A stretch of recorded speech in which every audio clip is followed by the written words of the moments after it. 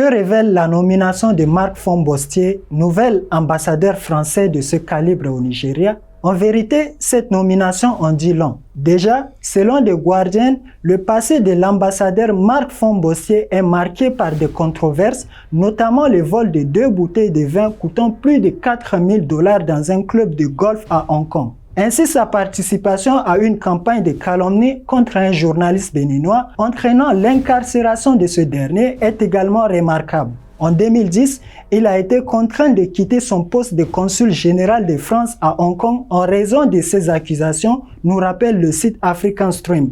Alors, que pourrait refléter cette nomination? Rappelons que ces derniers temps, la France est mal vue dans cette partie de l'Afrique, surtout après des échecs notables au Sahel, et depuis lors, son influence ne cesse de diminuer.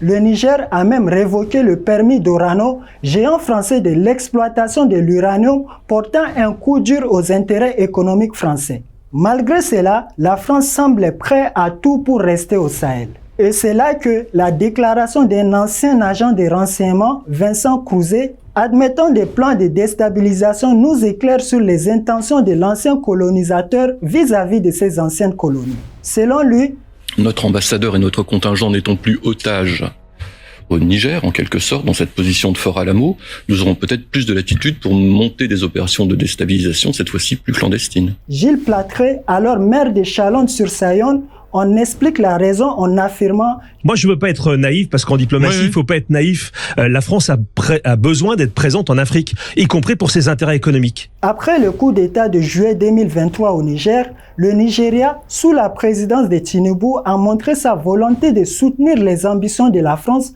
allant jusqu'à menacer d'intervenir militairement au Niger. Ainsi, la nomination de Fombostier à Abuja semble pour plusieurs experts politiques être une manière pour la France de renforcer son intention de contrôler et de déstabiliser la région en utilisant le Nigeria comme un pion. Alors, ne pensez-vous pas que la proximité du Nigeria avec la France pourrait entraîner des tentatives de déstabilisation dans ces pays? Pour finir, comme le chante Alpha Blondy, les ennemis de l'Afrique sont des Africains.